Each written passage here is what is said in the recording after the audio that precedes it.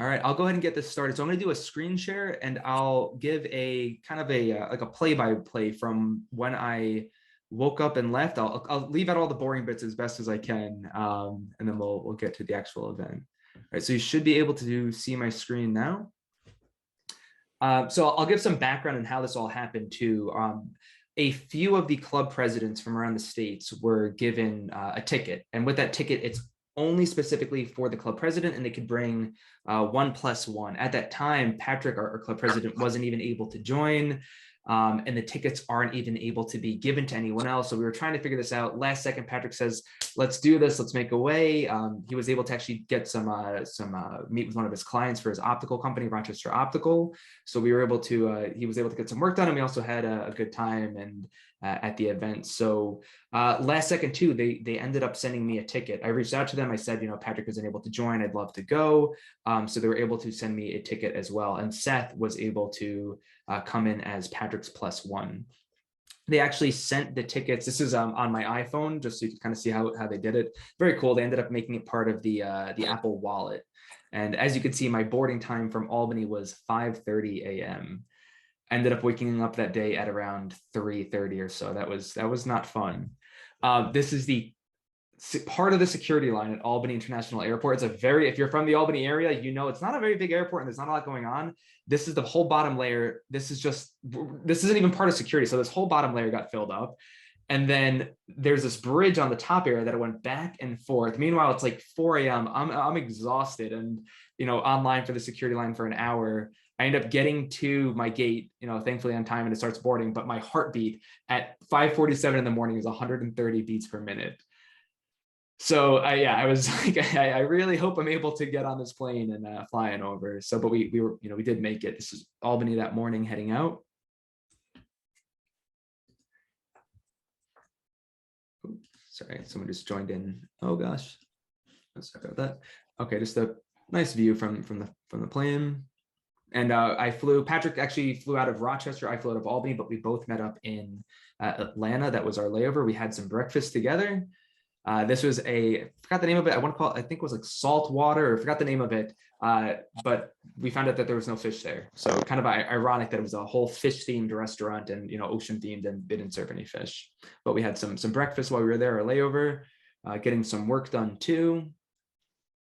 We have, I think next week? We actually have this is really cool. He's on the call right now. John Weitzner put together a really great deck for just kind of more in-depth learning about how to charge your car and just more about the charging infrastructure. That's on the 27th. And that's actually what I was putting together down there on my computer while we were waiting for our next flight. So now we are in the air. We're flying over left Atlanta, and this is actually the Gigafactory. So this is in Austin. We flew into San Antonio, but we were able to see the Gigafactory from above. So I just look outside the window, and as I'm looking out, I'm like, wait a second, that's the factory. It is nuts. If you're not familiar too much with the factory, it is from the middle point to the end. It is 3/4 of a mile, which is absolutely absurd. And realistically, the sides are just about as long as the middle. It actually kind of resembles the battery pack, which I think is pretty cool. And then there are 3 floors, and you'll see how high up these floors are. But 3/4 of a mile in length is ridiculously massive, and only about I want to say maybe 12 minutes from the airport in Austin. So the placement of this factory is great. This is a shot of Austin from above. Very, very cool city. And so now at this point, we land, we get in, Patrick and I unpack, we kind of wash our face after waking up super early. We pick up Seth, one of our other club members that was there too, Bianca. So the 4 of us, we head into Austin. There's fairly long lines at this point. The best way I could resemble it is it had a little bit of a Woodstock vibe. It was like the best way I could describe it, because you could tell there was all these people that were there that weren't able to get in, but they were trying to find a way to get in, including this gentleman over here. So now we get our parking done, we walk on over, and this is the main entrance area. Find out later that night that there was actually an after party for a few VIPs where Elon actually was in this area, and they kind of had like their own little dance thing. So if we stayed around an extra, 15 hours from that morning, whatever it was, They had a little after party there. This is the GigaPress, and I have a couple of photos too that show how important this device is. I can't give you too much of a background. If anyone wants to interrupt at any time, if you have some information on this, I just know that this is a, as far as I know, this is a first of its kind. I just saw Tesla say something today where they're taking like 70 parts and reducing it to like 3 or 4. It's absolutely mind blowing. So what this does for production is going to be amazing, truly amazing. These are some of the, I think these might be the rear castings. I think these might be the rear castings, but they had these on display for everyone to check out. This is the first floor. Like I said, this is the main entrance where everyone came in from. We were actually there a little bit. I want to say we were there early. We were on time, but in the world of Tesla, you know that early is, yeah, timing in the world of Tesla is its own little thing. Now this is pretty cool. This is showing you know, you almost want to say the old technology. Tesla's so young, but this is the older technology that they were using as far as how many parts to make. I think this is the front underbody. And now this is the unibody piece for the front.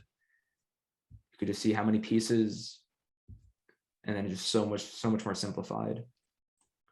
And then this is the rear part of the underbody.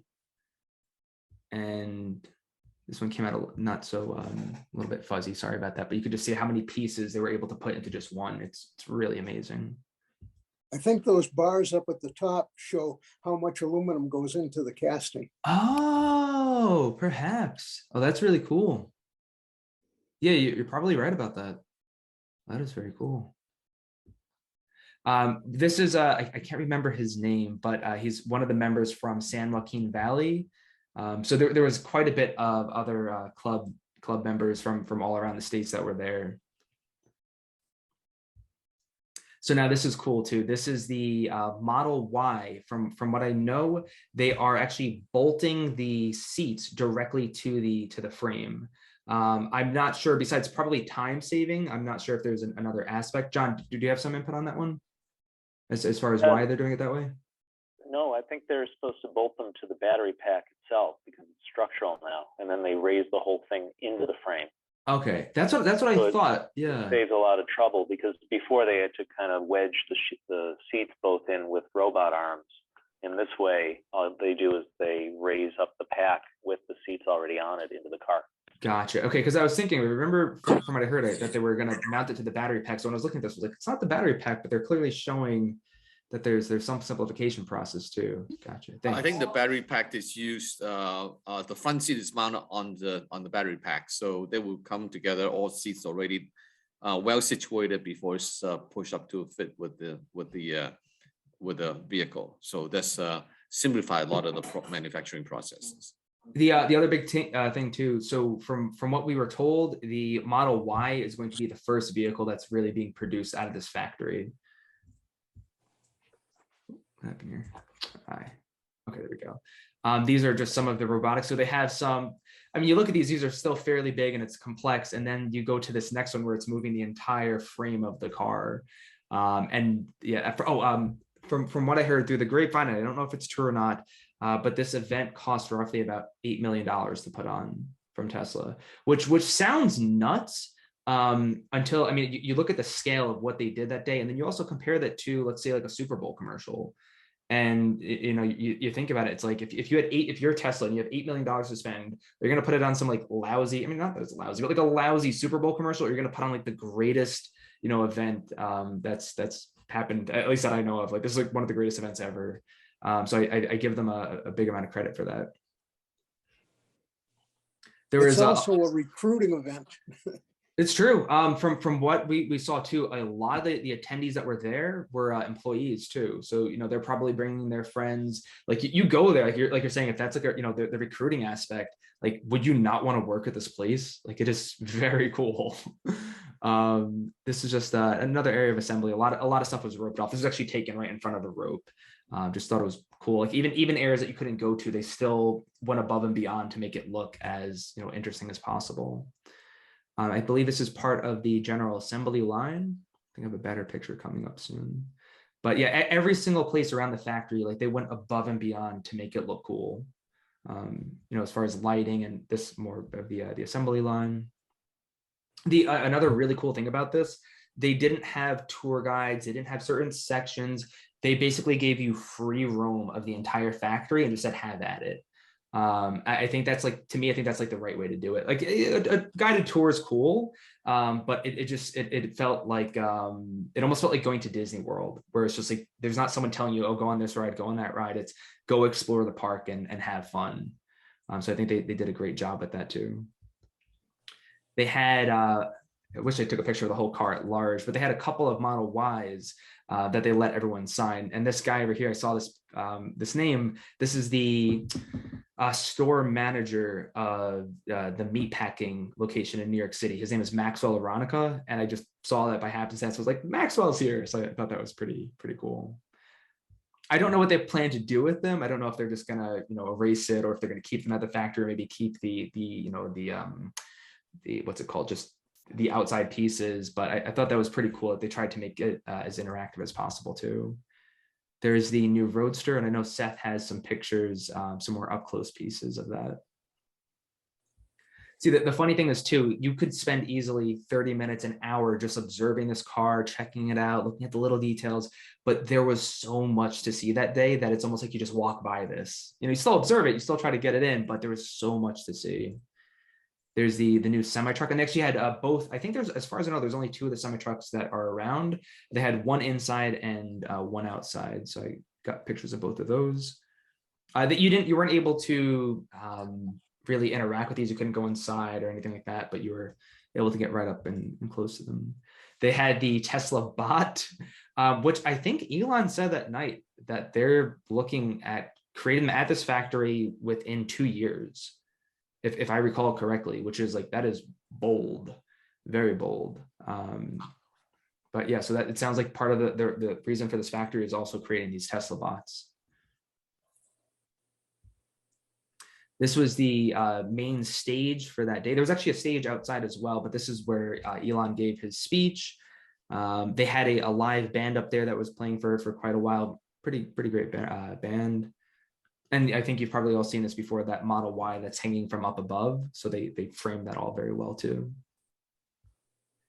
So now here's where we get to the little behind the scenes sections of the of my personal tour. There was, in the distance, there was a car that I couldn't tell if it was the next gen Roadster, the old Roadster, and my curiosity got to me, and I may or may not have passed over some rope lines to go check it out. But this turns out to be the first ever Tesla produced. This is like serial number 1. And it was very, at that time, I didn't know that. But later that night, Elon ends up talking about this. So, I mean, I got up up and close to it, but this is the first Tesla ever produced. So now this is cool. This is another little behind the scenes area that nobody saw that day. This is, so the factory, if you're looking at it, lengthwise, it's divided in 3 sections. It's just 1, 2, 3. This is section 2, right in the middle. This is actually still a dirt floor in here. So they had this giant black curtain that was blocking all this off. But we ended up kind of, you know, walking our way over to it. You know, we made friends with someone that was there, and he turned out to be the building supervisor. And we just politely asked him, we're like, hey, can we go check that out? Like, what's behind the black curtain? We want to go see. And he's like, all right, you like go ahead and walk over. Just don't pass this line here. So we respected him. But there's, you know, so much of this, like you look at the factory, you look at all the pictures I already showed you and how much there is. It's like, there's still so much to be done. That's not a bad thing. Like, it's not like, oh, they're behind. It's like, no, they already are able to do so much. They're actually already making the batteries there at the factory, those 4680s. So it just shows you like, there's so much more room for expansion. From what I understand, this middle section, the section 2, I believe that they plan to take the cars that are produced, put them on semi trucks, and get them right on out of there. If I've heard correctly from just different people, that's a big part of what this section 2 is. It just speeds the process of getting the cars on out of there and getting into their final destination. I could be wrong about that, but it's what I've heard. But yeah, I don't know if you could see too well, but that's literally dirt floor out there. This is still elevated over here, but down there is all dirt floor where these cars are. Just another shot of that Roadster. This is a Seth is, I think Seth is still here, but we tried. I tried everywhere in my hand at getting into certain areas. This was actually a VIP section. I didn't get to last there for too long, maybe about 5 minutes. But I still got a shot up from there. Tried to get a good picture of the overall area. And then Seth was like, "How did you guys get up there?" No, we weren't there for too long, Seth. This is just another area of just where they were allowed. But actually, this is actually a little bit more behind the scenes. Everyone else was, you could kind of see them were down below, but this is just a little bit of exploring. I mean, we always asked whoever was at the security stations, can we go get a picture there? We pushed ourselves, but we also were respectful of Tesla. This is some of you may know him. This is Carson Gallo. He's one of our, I won't say ex-members, but he was a member of the club. He was a club leader down for the Long Island region, and he actually lived and lives in his Model X. So he's had that for a few years now. And he actually, he recently moved down to Florida, where he's now a club leader for Tesla Owners Club Florida. And he drove all the way from there to this event. I think he actually even went to the Starbase kind of a caravan that was down in Boca Chica. So it was great seeing him there too. And he's also helping plan our club camping trip for the summer. And I think he's actually going to be attending that too. Really, really great guy, solid guy. This is pretty cool for yeah, this is definitely, this is that good old Tesla humor. I don't know if you could see it too well, but if you've ever been to like Universal Studios, Disney, they always have those people movers or whatever you want to call them, where they drive around with those trailers, even like the Bronx Zoo. That's what they did for these. They had Model Ys with hitches, and they had these I don't know, trailers with seats on them, so they could drive you back and forth to the parking sections. And of course, they had to be goofy and put these giant horns on them. They had a petting zoo, because I suppose why not? This is Bianca over here. They had bunnies, goats, chickens, I think sheep, a little bit of everything. I really don't know why that was there, but people loved it. So good for them. This is the other semi truck. I don't know what they were, I know that the guy was actually painting at the artist over here, that he was, going to paint the actual semi truck too. I don't know if that's going to stay like that. But that was, another cool, interactive-ish piece for people that were there. This is the, now this is pretty much right around nighttime. I think Elon gave his remarks are at like 9:20, 9:30 or so, but really got very, very crowded. I think they were aiming for around 15,000 people. I'm not sure how many it was that were there, but given the overall size of the factory, the size of the facility, there was tons of people that were outside, and then in this area, so very, very spread out. So it looked like there might, there's not 15,000 people in this one section, but they were definitely spread out throughout all of the factory, outside, everywhere. They had free like snacks there, but any alcohol you had to pay for, any drinks like that. But they had bars all over the place too, and I don't know. I don't know if I would have those there, because there was a couple people talking while Elon was talking. I'm like, no more alcohol for those people. I don't know if you saw this too, but they had the coolest drone show. They ended up doing fireworks at the very end, but they had these drones that came together that made Nikola Tesla's face, the Cybertruck, the Model Y, this Cyber Rodeo thing, and I don't know the name of the highway, but right out there's the highway too. So all these cars driving by, it probably looks like some crazy alien thing is going on to them. But you think about it again. I think it was Bruce, I was saying it's like this is a great recruiting thing. Everyone is seeing this. I believe what's his name? The governor of Texas was there. Abbott, I think Greg Abbott. I'm pretty sure he was there. There was a couple other big ones. What's the other guy? Harrison Ford, I'm pretty sure was there. Kimball Musk, May Musk, Tosca Musk were there. I didn't see them. I think they were probably in the VIP section. I know they were there afterwards. There was a couple of pictures of them. So some other big folks were there. So this is actually a picture of me holding the key of that Tesla Roadster. They may have left it inside the car that day, and I did not move it. I did not do anything with it. I just got a picture of me holding the key. So I thought that was pretty cool that I held the key that, just a few hours before Elon held that same key and got into the car. And that's just a picture of myself, Bianca, Seth, and Patrick. And I think that may be it. So I'll pause it here, and we can kind of open it up for any questions, and then we'll go over to Seth. And Seth, if you want to provide some input as well from that first part. I think Seth is still here. Oh, maybe Seth had to drop. Oh, you may have to leave. But if there's any questions, feel free to ask, and then we'll get into that album from Seth.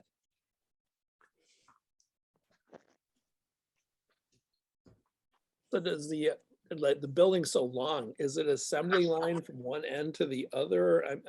I know you said 3 sections. Were they across or the length, or do they have room for other assembly lines for like the truck and other things they're gonna make? Yeah, as far as the assembly line from beginning to end, it wasn't just like one big moving piece.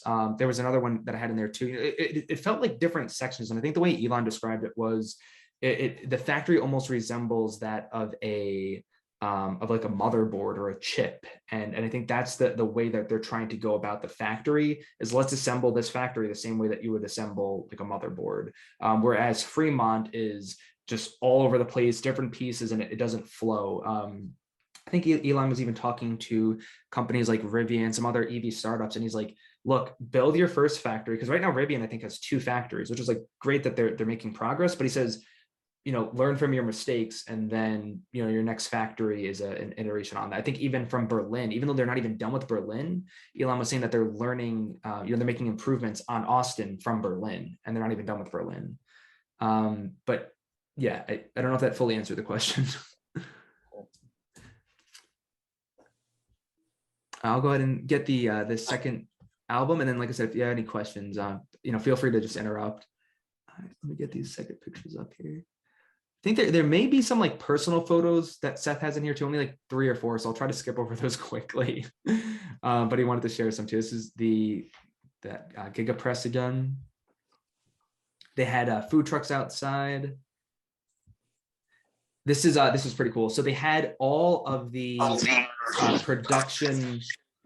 They had all of the production Teslas, or not the prototype Teslas that were there. So this is a prototype Model 3. And the way that you could tell that is, let me see if I can get that next picture. These side repeaters weren't there. So this was actually like the one, if you ever saw that Model 3 unveiling event, this was one of the ones that was on the stage that night. Pretty cool. You can tell it's an old model because it's in silver. That too. Very sad. I wish they would bring it back. I guess this is this the Model Y or Model? I think it's the Model Y. Yeah, Model Y, probably prototype as well.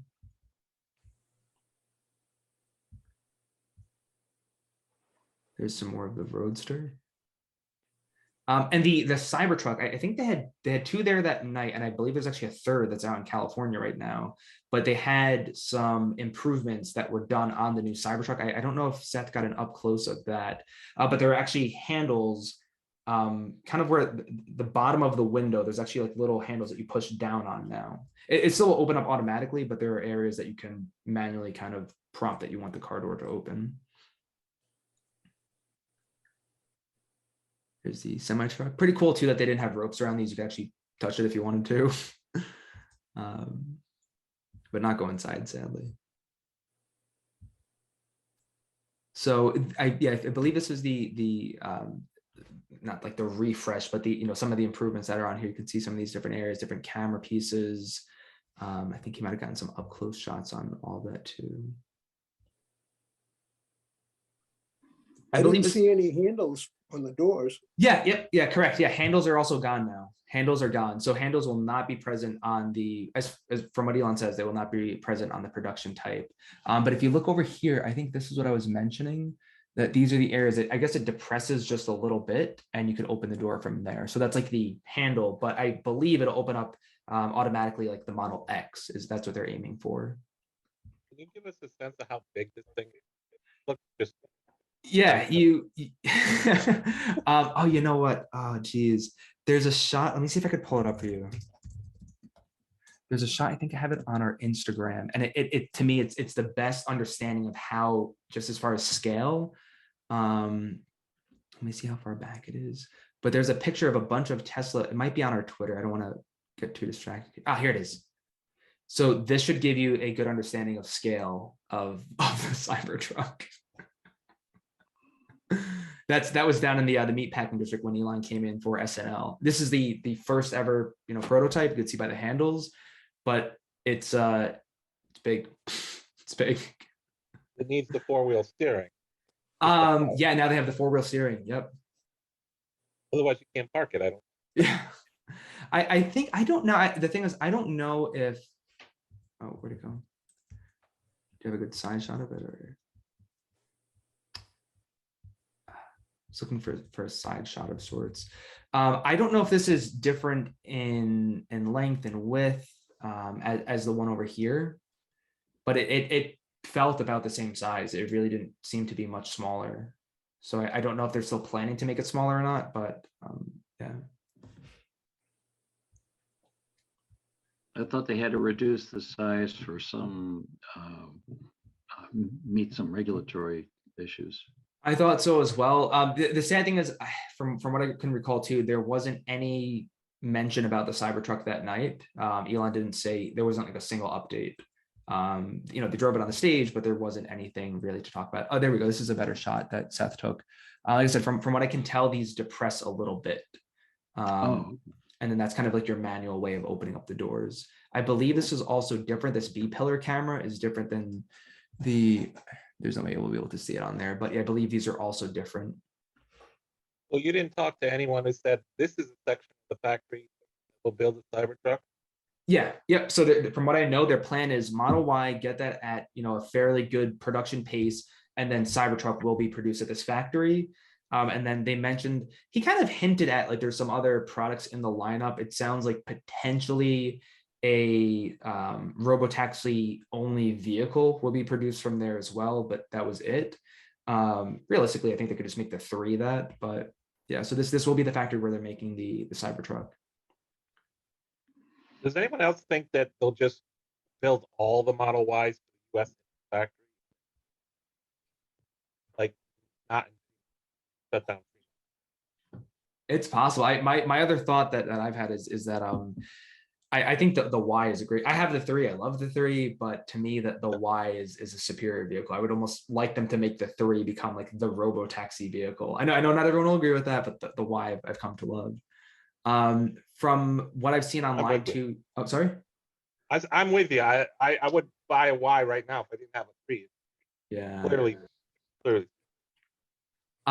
Now we don't know if this is going to stay as far as production, but this is one massive wiper blade on here, but it's composed of 2 separate blades. So that way, as far as just replacing it when that time comes, it won't be this expensive, rare piece. It's one single movement, but there's two blades that are part of this behemoth of a piece. I guess Seth was trying to get some more. I don't know if he's trying to show like panel gap. It's a production piece. Come on, Seth. Can't be hard on that. Yeah. There's him taking a picture with the Tesla bot stage again. That was that Roadster. Actually, I think that might be Bianca, and I'm probably behind that pole over there.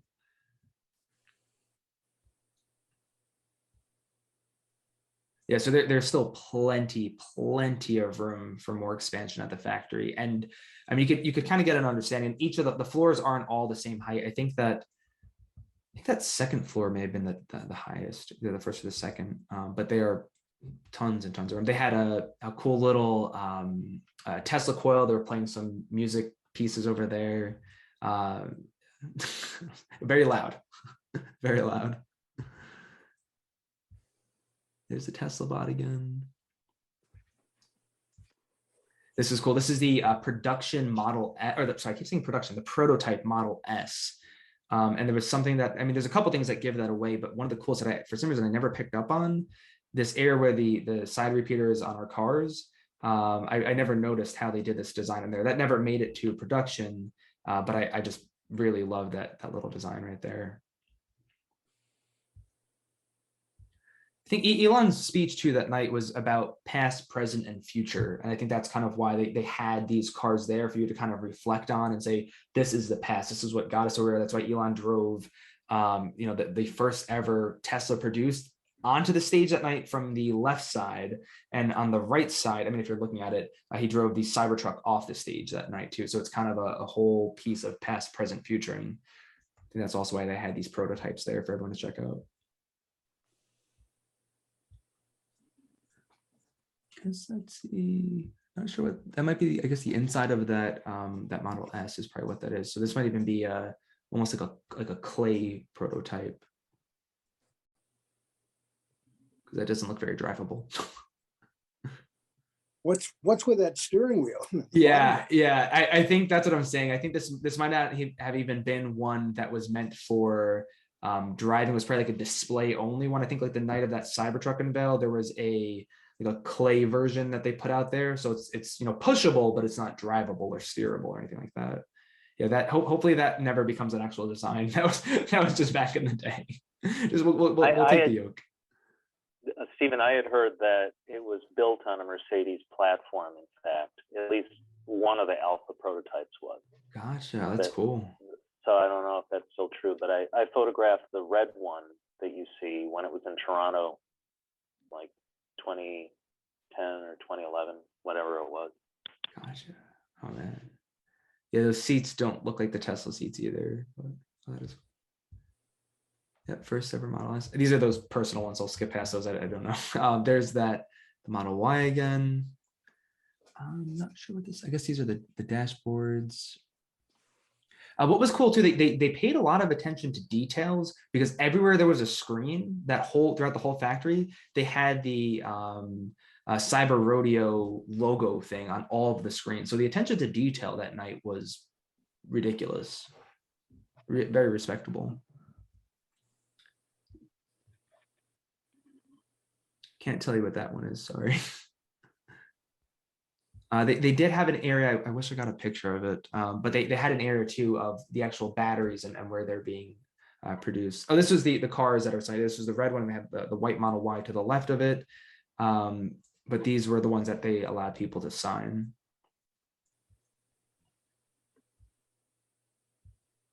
And the more personal ones. The one that you showed that you didn't know what it was kind of looked like the wiring harness for the car. Oh, you're probably right about that. You're probably right about that. Yeah, I know that's a big thing that they said too with this new design, is that they were able to get rid of a lot of wires. You're probably right, because that looks like the high voltage wires over there from the back where the charge port is. Oh, that's really cool. It's almost like that like that bodies exhibit that used to be back out in the day. That's like what this looks like. That's you're probably spot on with that. Yeah.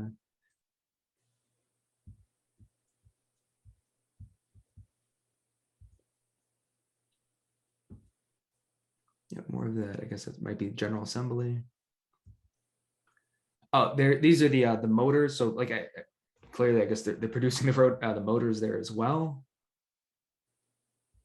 And they had this all in motion. That was another cool thing. They didn't just have this just here you go. They actually had them moving around to show you what it would look like as if they're actually being produced. I thought that was also really cool.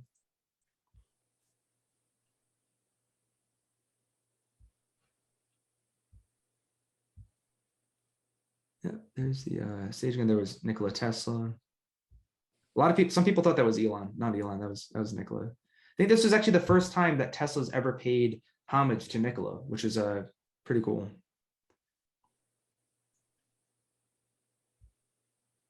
And then there's Elon on the stage. I believe that might be like the last photo. Yeah. They did not take the chance. I think they hinted, they joked at throwing the steel ball again at the window, but they did not take the risk this time. I think they were joking about it right there. So maybe, I think they said like maybe next time we'll do it. Maybe next time. And I think that's the last clip. Yeah. But yeah, if you have any questions, I think Patrick's still on. I don't know. I guess maybe Seth had to drop off. But yeah, if you have any questions too about the event, anything afterwards, like I said, I know that Elon was there at the end. He did a little party, so should have stayed around a little longer, but it is what it is. What percentage of the factory do you think was actually open?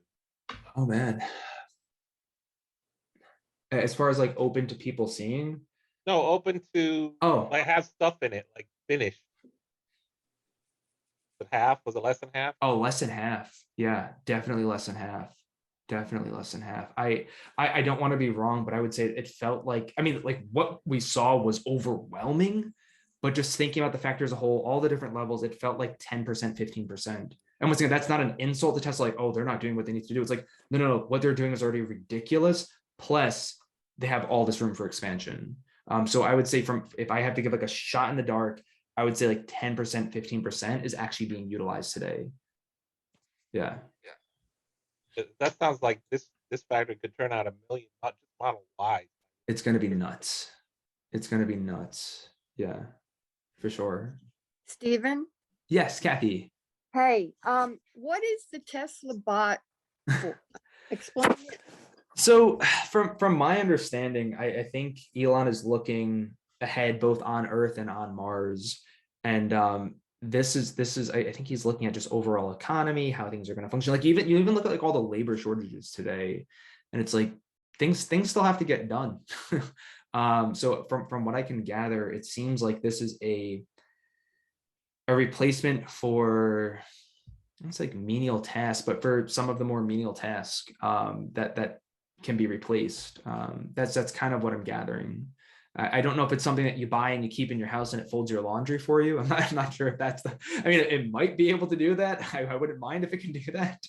But you even think about, I mean, who knows what the future holds, right? But even as far as like last mile deliveries, and you need to get the packages out of the truck into the house, maybe you could use a Tesla bot for that. But it seems to be like an overall replacement for some of the more, I want to be respectful with that term, but some of the more menial tasks of society. That's from what I can gather. Did they have it actually do anything? No, so that one you see right there, that's just like a shell. There's still, that's still early, or like what you're seeing there is probably similar to what you saw with that 2011 maybe prototype, maybe 2010. I'm not sure when they unveiled that. But like that probably, maybe it steers, but it doesn't even have a motor. It doesn't have batteries. It's just, this is what we're aiming for. So that Tesla bot is still, like I said, Elon, I think that night he said they're aiming to push that out in about 2 years.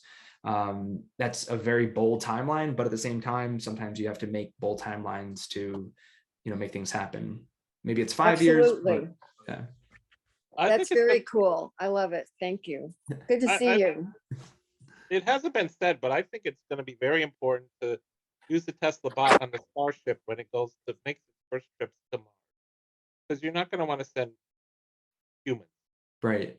But you're going to want to be able to see what you need to change if you were to send humans. So you need a humanoid robot that's expendable. So my bet is that's where the first real use case.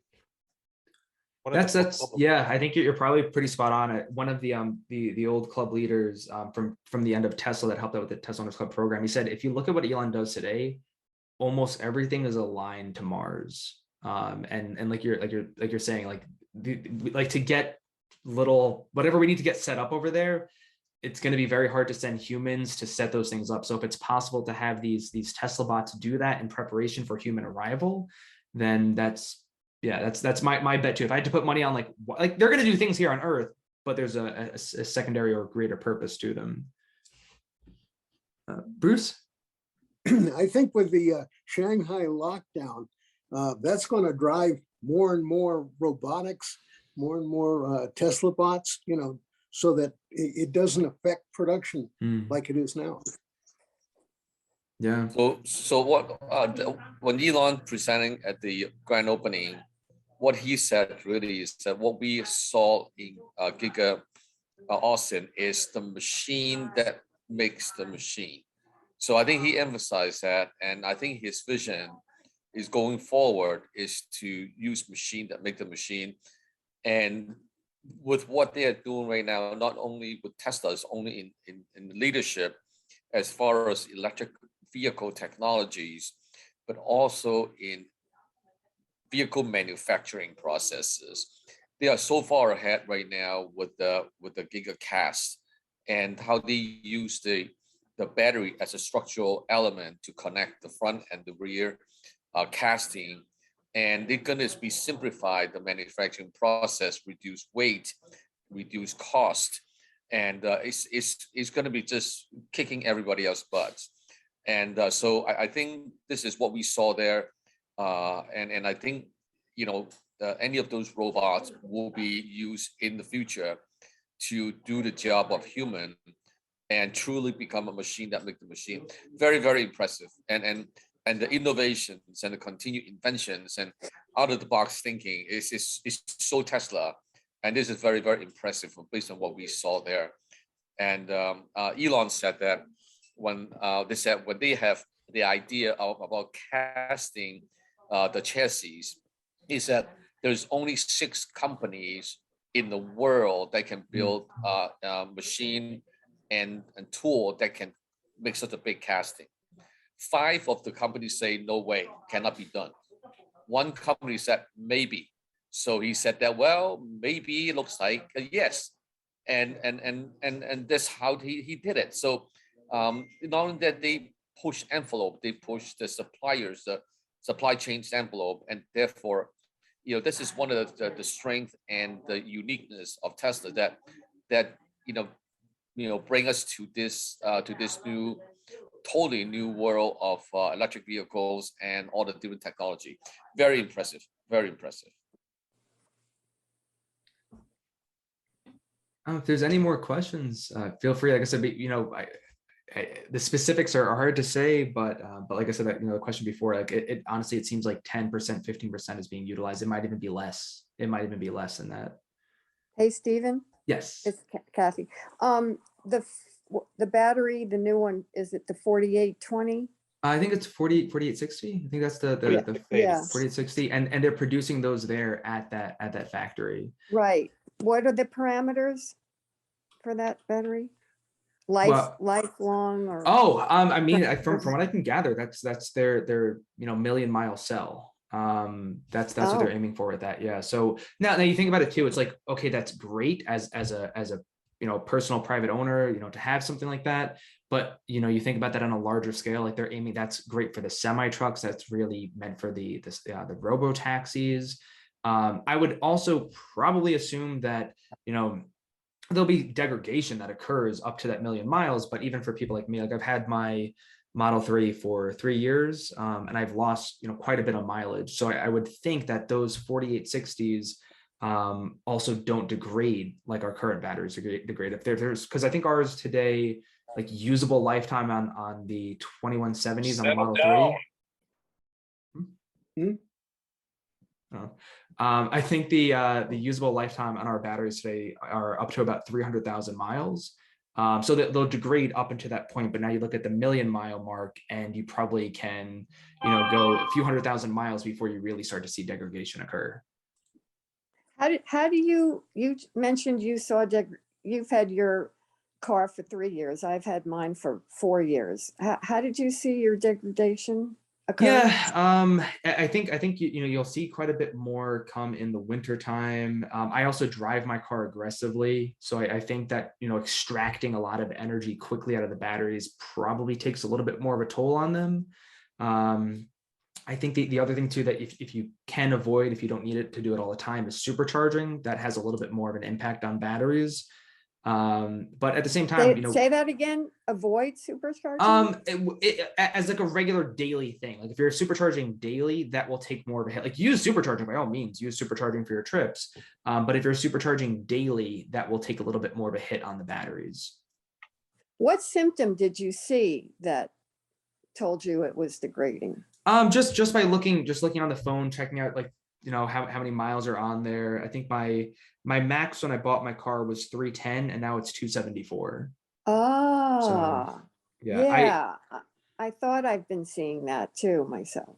So it's something that happens over the years. But once again, our cars I have a Model 3, and it has it's a 10-year or 12-year. It's like a 10-year, 120,000 mile battery and drivetrain warranty. So specifically why I bought a brand new car was I figured, hey, if for some reason my batteries, and it won't be everyone's, but if my batteries, degrade, well, then here we go. This is why you buy a new car with the warranty.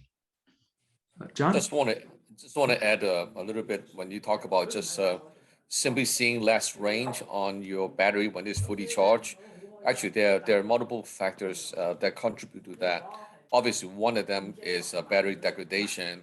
Another thing here is also in the battery module that they monitor the charge and discharge pattern, and over time, they based on how you use and how you charge, that will change that, and that might not be a battery degradation issue. So there are ways to reset the battery module to get it back to true battery status and capacity. So just be careful with that. So. How do you recharge it or reset it? Yeah, to reset, basically what you would do is run it down to as close to a 0 as possible, bring it over to a supercharger and charge all the way up to 100. And then that's been known to reset the battery management system. Makes sense. Yeah, it's Thank not you. something you don't have to do it. You know, it really shouldn't worry you. But if you're seeing something like nuts, like 50 miles of range loss in only like a year or 2 years, something like that, then probably check that out or even bring it to Tesla. And there's times too where certain modules of the pack go bad, and you know, just it's just production. It's how things occur. It's rare, but things do happen. My You Model know 3 when is the coming new up on 4 years. I have 275 miles also for 100.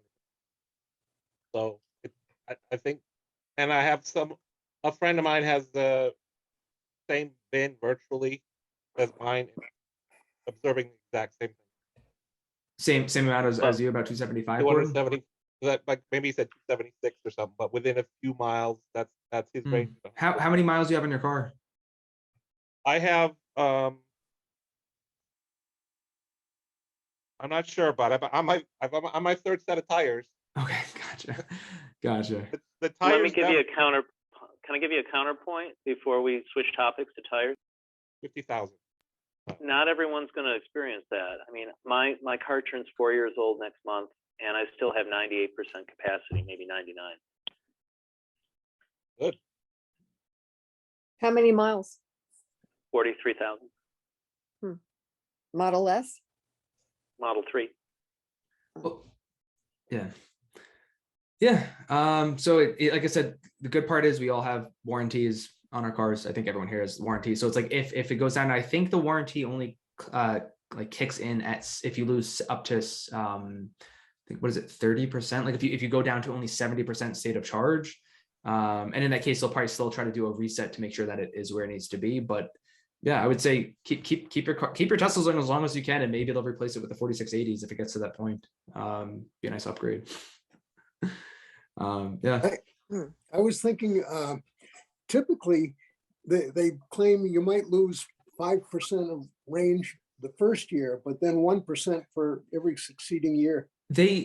From what I've heard, they say that the biggest hit is in like the first year and a half, and it's like it's actually gets a little bit nerve-wracking then, because you're like, whoa, is this what it's going to be like every year? And there's an equalization point where it kind of sounds like myself, Gordon's friend, like you get to that like 275 mark, and then it stays there for quite some time.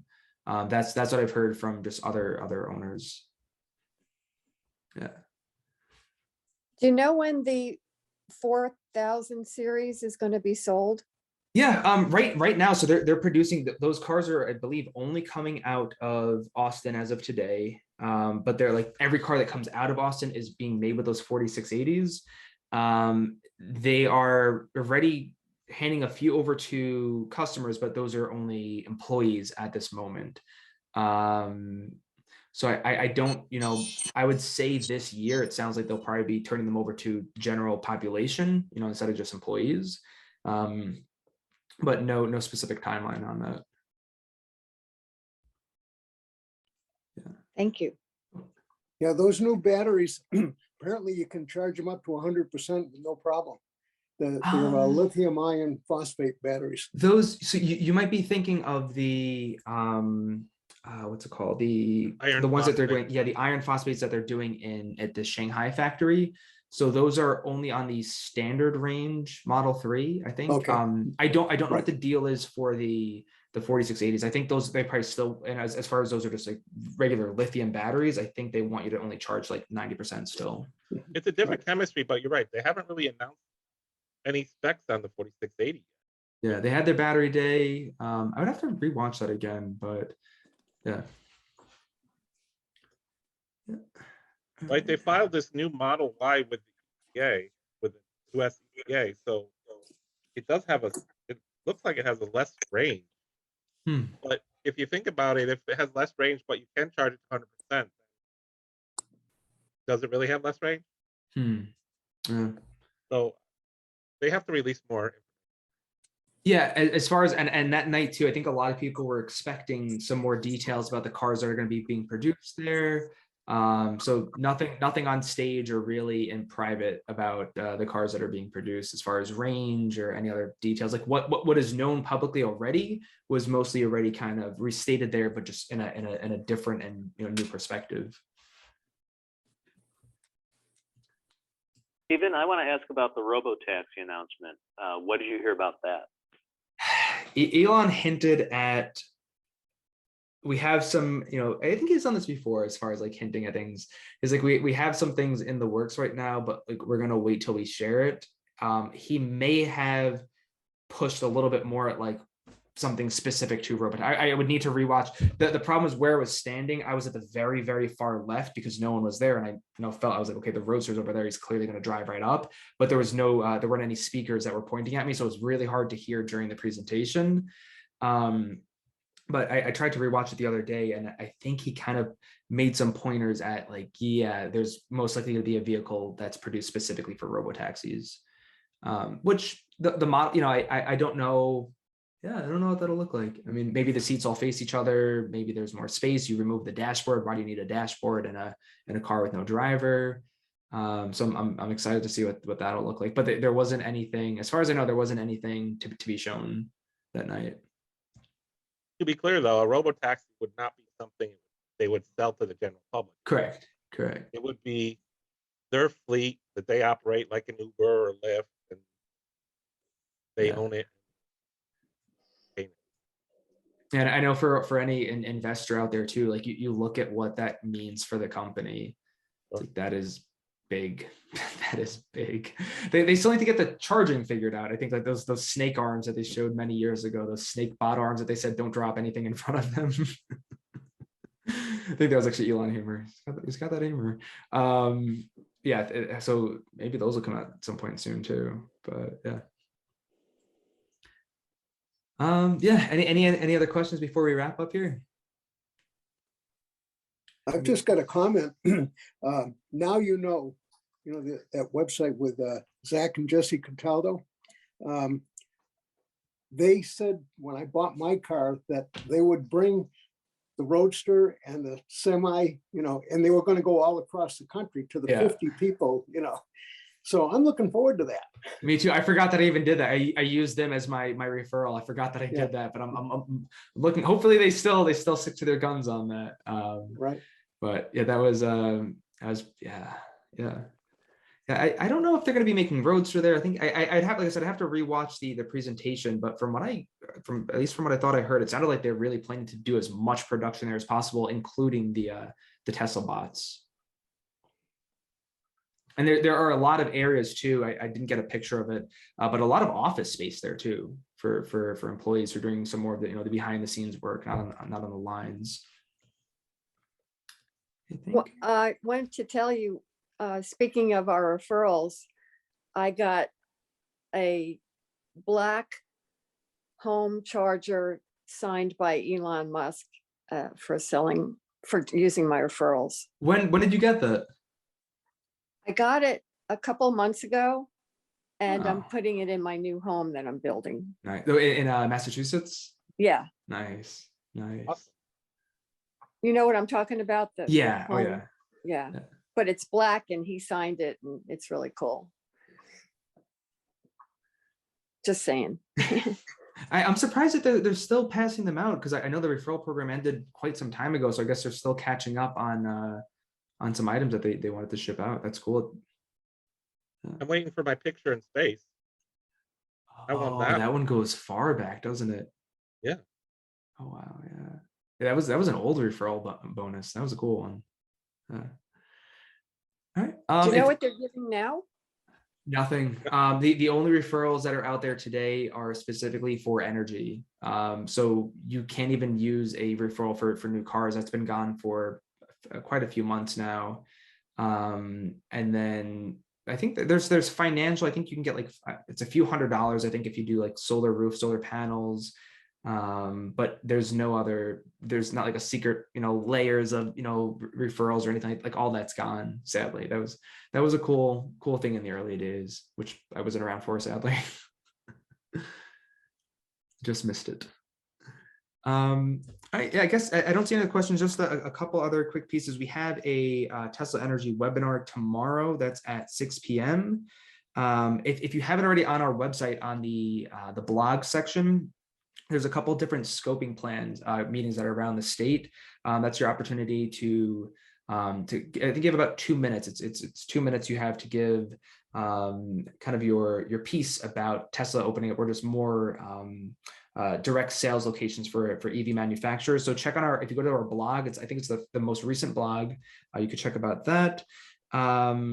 And then we have a charging webinar at the end of the month. Those are our virtual events that are coming up soon. And then check out on our site. I won't hold you anymore, but check out on the event section. There's quite a bit of events happening all around the state. And if there's any other questions you have about the event, anything comes up afterwards, feel free to email me. It's just stephenp@tocnys.org. Anything else that maybe you had any questions I could help answer about this? So yeah. All right. Thank you very much, Steve. Thanks everyone. We'll talk to you soon. Thank you Bye. very much. Bye. Bye, John.